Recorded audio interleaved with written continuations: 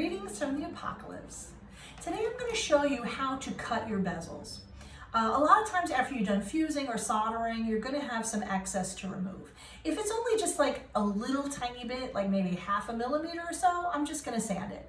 But if you have more to remove, it's much faster and easier to cut it with the scissors. But it's sort of a movement that is something that you wouldn't have used for anything else. So I'm going to show you how to do it. It'll speed you up so much. So handy.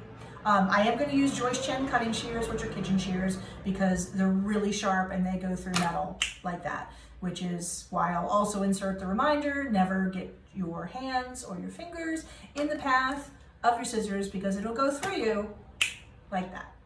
So I'm going to show you how to use your Joyce Chens to cut a bezel down. When I need to remove some of the height because I've got unevenness or maybe the height is just too high, it's much easier to cut it if I have to remove a lot. Like if I really just need to remove maybe 1/2 millimeter or so, sure, no big deal, I'll sand it down. But if I have to remove a significant amount, I would rather not sit here all day. I'd rather use my Joyce Chens, remove most of the height, and then I can just sand just a little bit to kind of fine tune it. So when you cut a bezel, because a bezel's round or oval, you're not going to be able to cut like you normally do.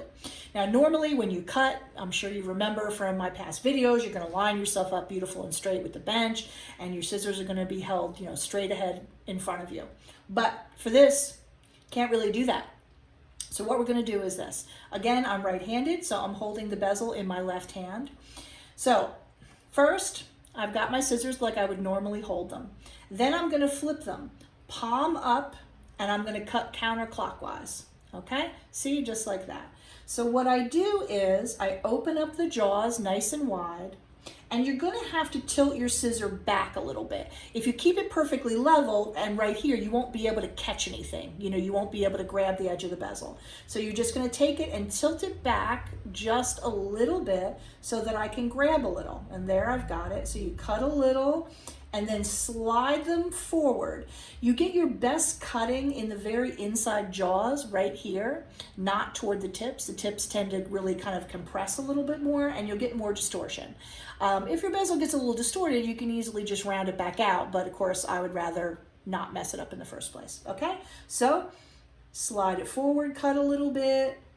You see, I cut, open, and slide it forward. And you see, it makes that cute little piece of metal coming off of there, just like so. I've got a lower spot over here, so I'm going to switch back to the higher spot again over here.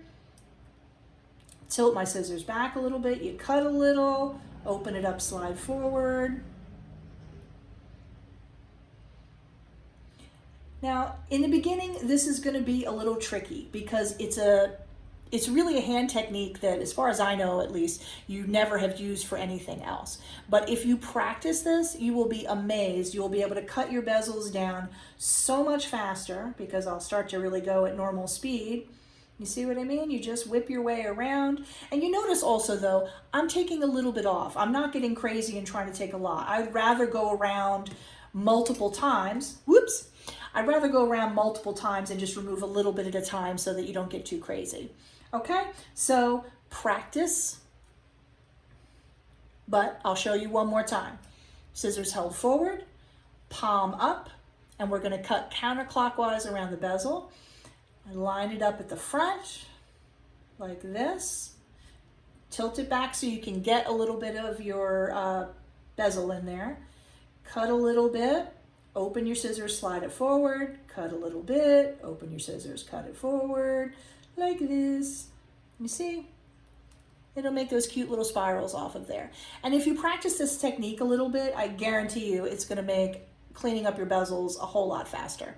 Because, it's one thing to sand a little bit to really blend it and get it nice and even. It's another thing to reduce 1 millimeter, 2 millimeters, 3 millimeters of height with sanding. You'll go completely insane. Okay? So practice this technique and it'll help you out quite a bit. That's it for now.